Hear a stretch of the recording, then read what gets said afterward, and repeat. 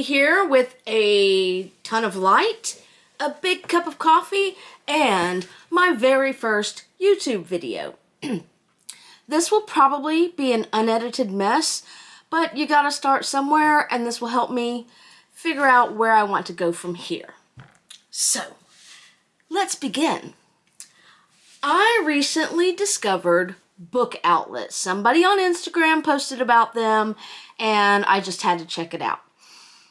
And I lost control. And I'm gonna do a book haul. Share with you my book haul. And it's quite a few, so this may be lengthy. Most of these books were $5.99 a piece. I think one of them was $4.99, so I was so stoked they got here the day after Thanksgiving. We'll start with Nora Roberts, River's End. This is the book I'm currently reading. I had a trip for Thanksgiving, just got back, and I needed a comfort read, and I did an Instagram post on that. Next up, Just Like Magic by Sarah Hogle. And I must have gotten a little Christmas vibe going on because I picked this up. Anywho, something about magic and wishes, and I'm sure that it will either be read this Christmas or in July.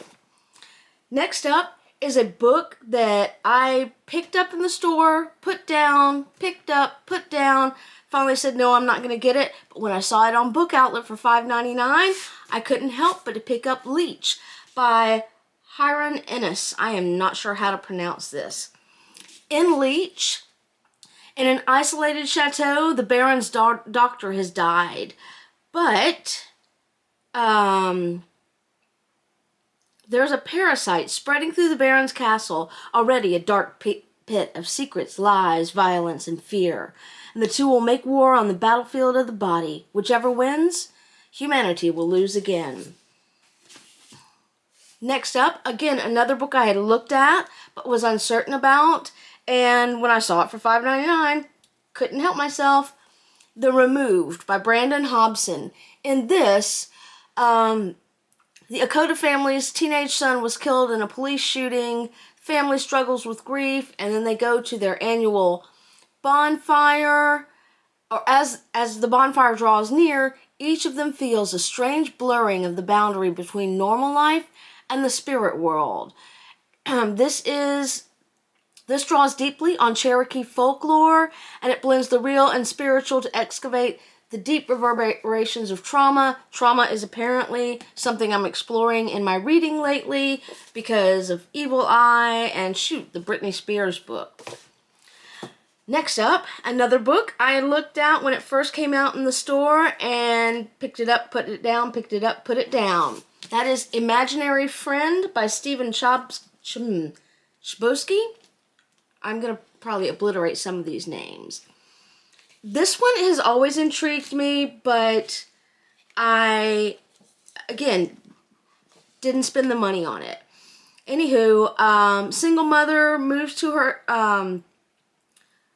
a town with her son. At first seems like a great place. Guess what? It's probably not going to be. Anywho, her son vanishes, comes back, and gives a mission: build a treehouse in the woods by Christmas, or his mother and everyone in the town will never be the same again. I am looking forward to this. I might read it this year, even though it is over 600 pages long, almost 700 pages. The next one, I don't remember looking at. It was Ordinary Monsters by J.M. Myrow. This is a story of wonder and betrayal from the gaslit streets of London and the wooden theaters of the Meiji era, Tokyo, to an eerie estate outside Edinburgh, where other children with gifts have been gathered. There, the world of the dead and the world of the living threaten to collide, and this is a book that I picked up, read a few sentences, and I'm like, man, if this wasn't so thick, I'd read it right now. But this is also something to consider, if not this year, then early next year, since next year I will have no 200 book goal. Next up, another book I've looked at, The Villa by Rachel Hawkins. This is kind of a blend of I don't know what it is a blend of. Anywho, it's inspired by by Fleetwood Mac, the Manson murders, and the infamous summer Percy and Mary Shelley spent with Lord Byron at a Lake Geneva castle. Anywho, there's a mystery about the villa. A girl looks into it. This gives me vibes from Sister Stardust, I think, that I read earlier this year. Next up, a book I've heard of and thought I'd seen or read, but I have not. This is by the same author of Tomorrow and Tomorrow and Tomorrow, which I've not read, but my cousin really recommends. And that is The Storied Life of A.J. Fikry. This dude, sounds like me, lives alone. His bookstore is experiencing the worst sales in history, and now his prized possession, a rare collection of poems, has been stolen. But then, a mysterious package appears at the bookstore, and its arrival gives him the chance to make his life over and see everything anew. This, I almost, like, part of me wants to just stop talking to you and start reading. Look, I am definitely looking forward to that. The next one is not a book I've heard of before, but I saw it on someone else's YouTube channel, and that is Scythe. In this world, there's no hunger, there's no disease, there's no war, no misery. We've conquered all these things, and even death. So now, scythes are the only ones who can end life, and they're commanded to do so to keep population under control. Now, 2 teenagers are chosen to apprentice, and they are not thrilled about that. And we'll see what happens on that. That has got an interesting premise. Next up, a Stephen King novella, I guess, that I did not already have. That's Elevation. It's set around Castle Rock, and I cannot read these words. Oh, dude's losing weight without getting thinner, and the scales register the same whether he's in his clothes or out of them, no matter how heavy they are.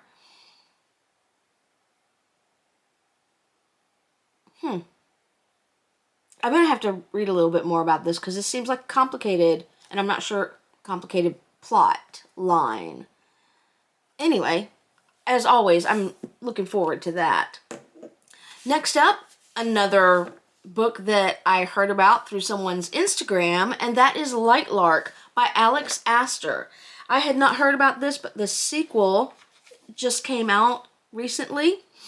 Every 100 years, the island of Lightlark appears for only 100 days to host a deadly game where the rulers of 6 realms fight to break their curses and win unparalleled power. Each ruler has something to hide. Each curse is uniquely wicked. To break them and save themselves and their realms, one ruler will die. So, as I mentioned on my Instagram, Iron Flame really got me back into fantasy, romantasy. This seems like what that is, so I'm excited to read it. Next up, in keeping with my non-fiction theme of the year, a fiction book called The Librarian of Auschwitz by Antonio Iturbe. I've been collecting books about fiction books and non-fiction books about the world wars this year, and this is one.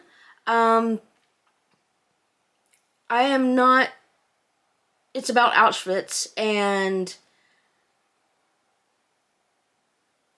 so the prisoners have managed to sneak 8 precious volumes past the guards, and Dita, the main character, takes possession of them and protects them and becomes the librarian of Auschwitz. I can't wait to read this. Hopefully it lives up to my expectations.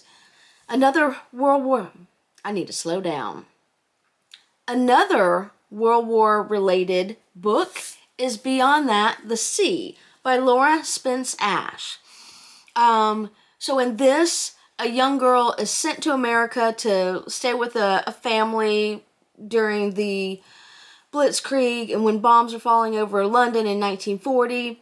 She's upset about leaving, angry, but then she returns to post-war London and now has to navigate between two worlds. The one she came to love in America and the one that she loved originally in London.